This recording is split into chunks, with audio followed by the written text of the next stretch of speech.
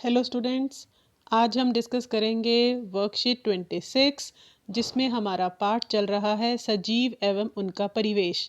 जीवों की कुछ विशेषताओं के बारे में हम पिछली वर्कशीट्स में बात कर चुके हैं। आइए आज की वर्कशीट में कुछ और विशेषताएं जानते हैं। इनमें सबसे पहले है उद्दीपन। उद्दीपन का मतलब होता है कि जब कोई सजीव अपने आसपास के वातावरण में किसी परिवर्तन की तरफ अनुक्रिया करता है। इन परिवर्तनों को उद्दीपन कहते हैं और सभी परिवर्तनों की तरफ सभी सजीव कुछ न कुछ अनुक्रिया करते हैं। जैसे कि उदाहरण के लिए अचानक अधिक प्रकाश होने पर मनुष्य तथा जानवर अपनी स्थिति के अनुसार अनुक्रिया करते हैं। मतलब कि जब अचानक से तेज प्रकाश आंखों पर पड़ता है तो आंखें चुंधिया जाती हैं, हम उनका आकार छोटा कर लेते हैं ताकि ज़्यादा प्रकाश हमारी आंखों में ना जा पाए। और इसका एक और उदाहरण है, सपोज़ करिए कि आपने किसी गर्म बर्तन पर अचानक से आपका हाथ लग गया, आपको नहीं पता था कि वह गर्म है, तो तेज़ी से हम अपना हाथ पीछे हटा लेते हैं। तो ये भी अनुक्रिया का एक उदाहरण है कि कोई गर्म चीज़ है या स्पर्श हुई, कोई नुकीली चीज़ हमारी त्वचा से स्पर्श हुई और हम तेज़ी से वो अंग अपना हटा लेते हैं, यानी कि हम उस उद्दीपन की तरफ अनुक्रिया करते हैं। आओ अभ्यास करें। रसोई घर में अचानक बल्ब जलाने से कॉकरोच किस प्रकार की अनुक्रिया करते हैं? जैसे कभी भी आपने नोटिस किया होगा कि आप रसोई घर में गए, आपने लाइट जलाई, तो कई बार रसोई में कॉकरोचेस होते हैं, तो वो कैसे अनुक्रिया करते हैं? आप उन्हें इधर उधर भागते हुए देख सकते हैं। जब तक लाइट बंद थी, बल्ब बंद था, तब तक वे कहीं ना कहीं किसी चीज़ की तरफ अपने भोजन की तलाश कर रहे होते हैं या स्थिर आपको दिखाई देते हैं। लेकिन जैसे ही बल्ब जलता है वे तेज़ी से इधर उधर भागते हुए नजर आते हैं। तेजी से इधर उधर भागते हुए नजर आते हैं। फाइन। इसी तरह से सभी सजीव किसी न किसी रूप में अपने आसपास के परिवर्तनों की ओर अनुक्रिया करते हैं। दूसरा हमारा जो फीचर है कि क्या सजीवों में उत्सर्जन होता है।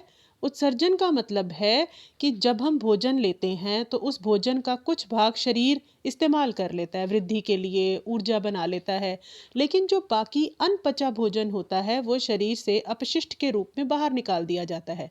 इसी बाहर निकालने के प्रक्रम को उत्सर्जन कहते हैं।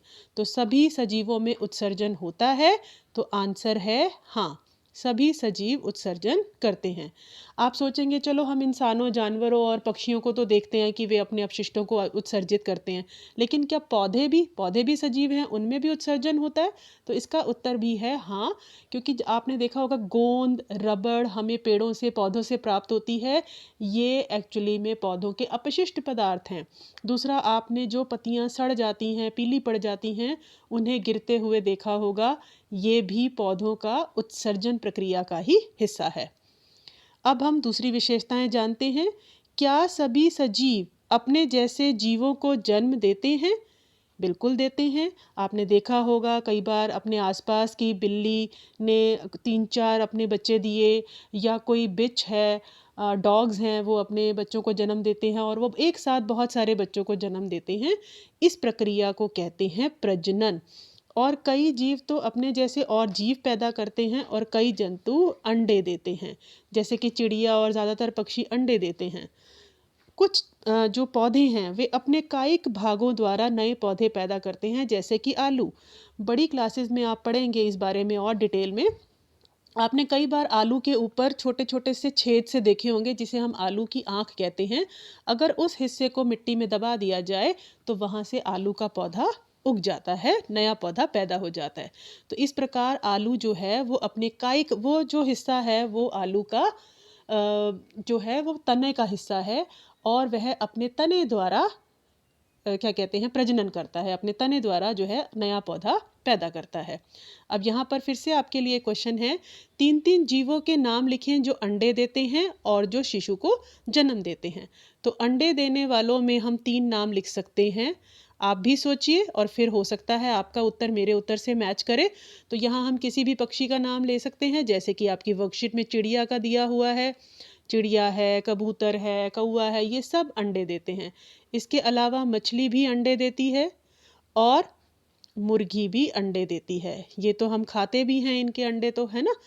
दूसरा है कि 3 जीवों के नाम जो शिशु को जन्म देते हैं, इसमें हम क्या क्या ले सकते हैं, ये भी आपने अपने आसपास देखा होगा।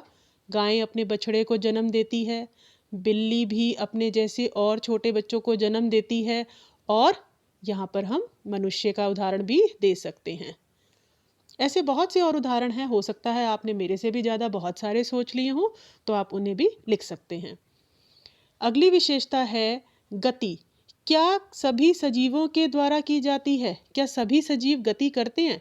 गति का मतलब होता है एक स्थान से दूसरे स्थान पर जाना, लेकिन कई बार हमारे शरीर के अंदर भी बहुत सारी चीज़ें गति करती हुए अनुभव होती हैं। जैसे हम एग्जाम्पल ले सकते हैं रक्त का। रक्त हमारे शरीर में एक स्थान से दूसरे स्थान पर घूमता है ना। और हम वायु को अंदर लेकर के जाते हैं, वो भी विभिन्न कोशिकाओं में शरीर के विभिन्न हिस्सों में गति करती है।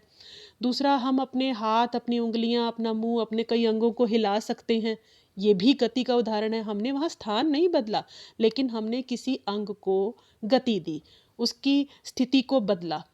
जैसे पौधे हैं, ये ज़मीन से जकड़े रहते हैं, इसलिए गति नहीं कर पाते, लेकिन उनके अंदर भी देखो, आपको पता है कि जड़ों से जल और खनिज जो है वो पौधे के विभिन्न हिस्सों में तना पहुंचाता है। तो यानी कि उनके शरीर में से जल और खनिज एक भाग से दूसरे भाग में संवहित होते हैं, यानी कि ट्रांसफर होते हैं। तो ये भी एक प्रकार से गति का ही उदाहरण है। तो सभी सजीव गति करते हैं। यहाँ एक क्वेश्चन एक और है आपके लिए कि क्या कार या बस गति करती है?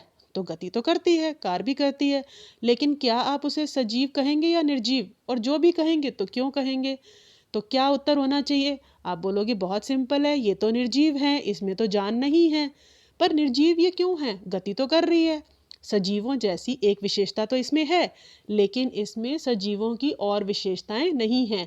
इनमें कोई उत्सर्जन नहीं होता, या उत्सर्जन भी मान लो होता है कि कई हानिकारक गैसें इसमें से निकलती हैं, लेकिन इनमें प्रजनन नहीं होता। ये अपने आप अपने जैसी और कार्य या बस पैदा नहीं कर सकती। ये उद्दीपन के प्रति अनुक्रिया नहीं देती, है ना। हम इनके साथ जो करते हैं कि तेज़ स्पीड करनी है या रोकना है या दिशा बदलनी है, वो सब हम करवाते हैं। ये अपने आप ये वाली चीज़ें नहीं करती, इनकी वृद्धि नहीं होती, अपने आप ये साइज़ में बड़ी नहीं होती।